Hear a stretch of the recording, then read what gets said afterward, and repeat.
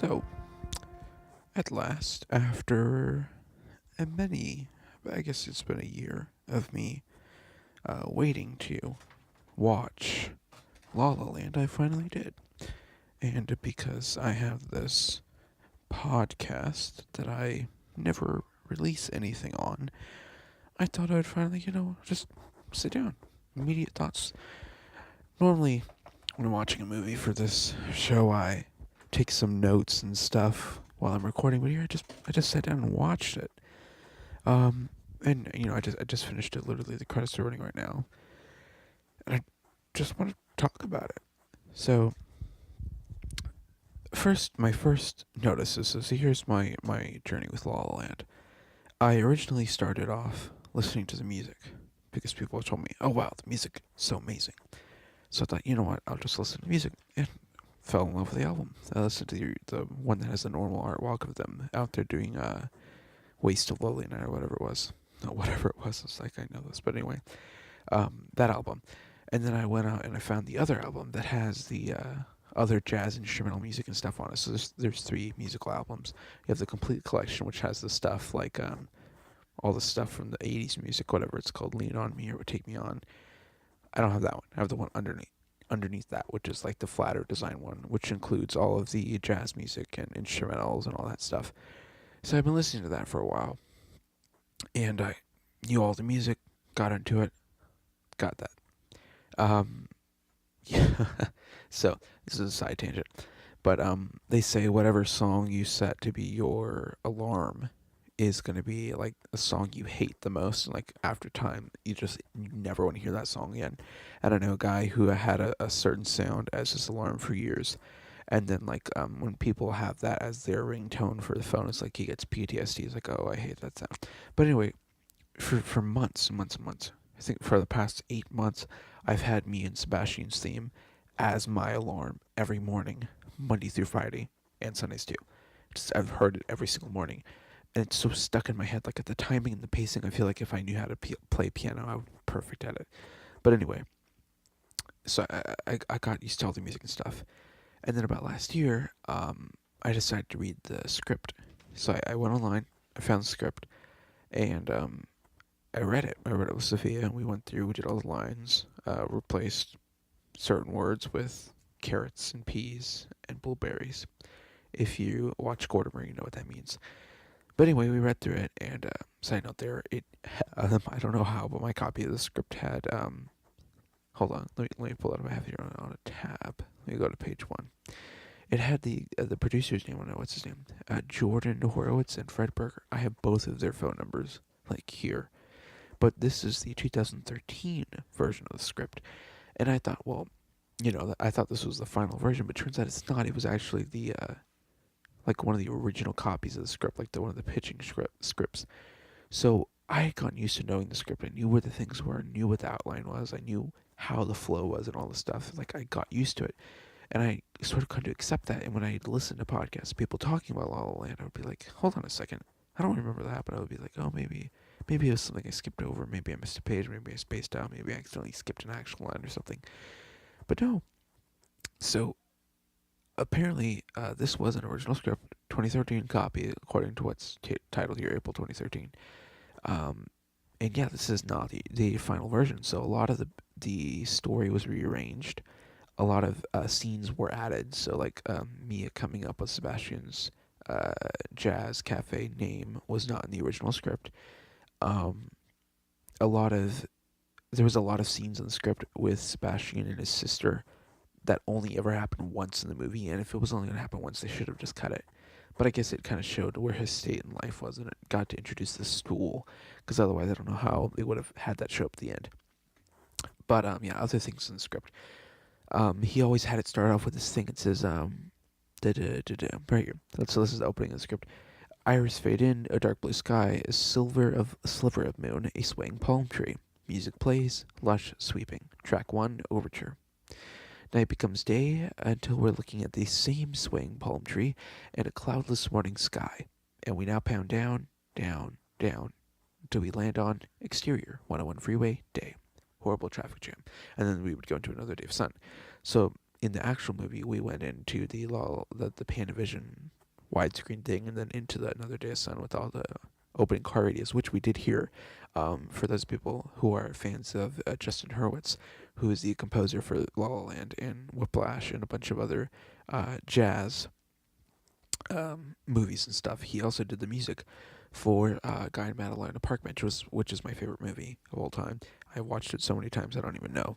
But and oh yeah, here it is coming up at the, let's see, I'm already in the credits right now. It's rolling over the credits for the music training. But yeah, at the in the opening, when you're going through all the radios and it was playing like the jazz and the rock and the pop and all the different kinds of music are playing in that opening.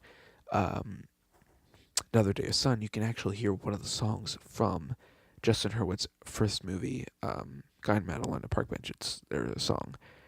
It's the French one. I can't sing French, but it goes like. Anyway, literally 99.9% of you have no idea what that is, but I always thought that was cool. But yeah, going back to talking about the opening, throughout the script, one of the consistent things is that every time the season would change, we would see that palm tree from the 101 freeway from the opening, and it would be it would just be basically like the placement shot for every time the season changed. But in the actual movie, we only see the palm tree at the end when they're walking on the lot, and we see them like the palm tree, and it kind of dissolves into the realistic one, and then they push the big cart away that has the palm tree on it, and all that stuff. But yeah, other than that, the script was just rearranged. Some new scenes were added. There was a more fleshed out storyline. The argument between me and Sebastian that night when she comes home and he just she had called her and was like, "Hey, where are you? Haven't seen you in a while." And then she shows up and he's there surprising her. That whole scene and the argument that followed that was not in this script. It was there, but it was kind of truncated. A little bit of a shorter scene. But yeah, I really think. I'm not saying that the original script, the April 2013 version, is better. I'm not saying that by any means. The changes that happened, all the revisions, on-set rewrites, all that stuff, from what I've seen here in the movie, the final product, I would say, yeah, much better. It really, it really fleshed out the story. It let people say, hey, there's more of a backstory here. There's more getting inside people's minds of actually what happened here and all of that. And I really think, it deserves all the awards it receives. It received it. It was a great movie. Going into it, I knew it was going to be good, but I've just been waiting all this time. So, to you, who told me all those years ago, and for like practically every month over the past, whatever it was, 1 or 2 years, ask me, have you seen La La Land yet? Have you seen it yet? And me going, nope, nope, nope. Well, finally, yes, here we are. On May 6th, 2019, finally watching it. And it was good. And I will continue to listen to the soundtrack. I guess I don't have anything else to say other than why is it so hard to find Jazz Folk Song by Thelonious Monk on Spotify. You can only find it on iTunes for purchase for like $2, and I don't know if it's worth it. But yeah, that's all.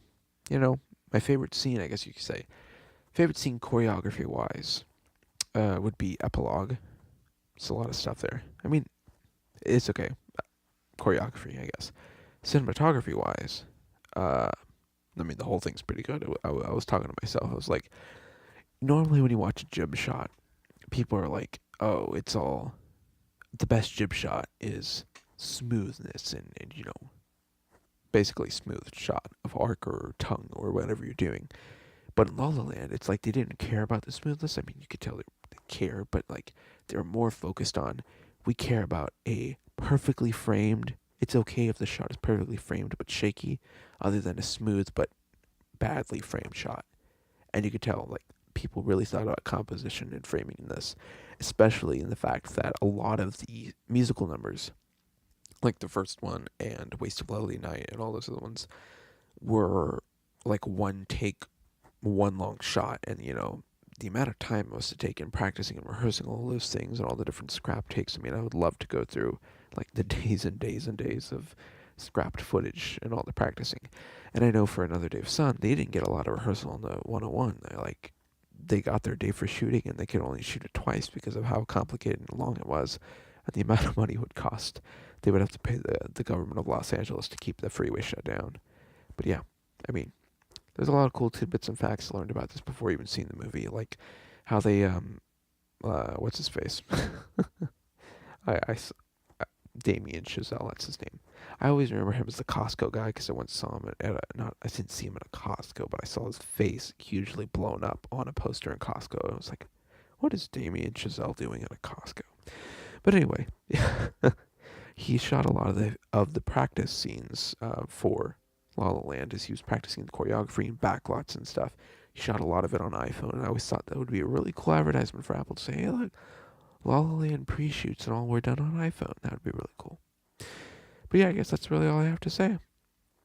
Glad, glad I got to finally see it, and I'm seeing I have a million messages that have come in while I've been watching this. So I'm gonna turn the recorder off, and yeah, thanks for listening to this probably never to be released until like 5 years from now episode of Should've, Could've, Would've, or Should've, Would've, Could've. I actually don't even know the name of my own show. I don't even know the order. I think it's Should've, Would've, Could've.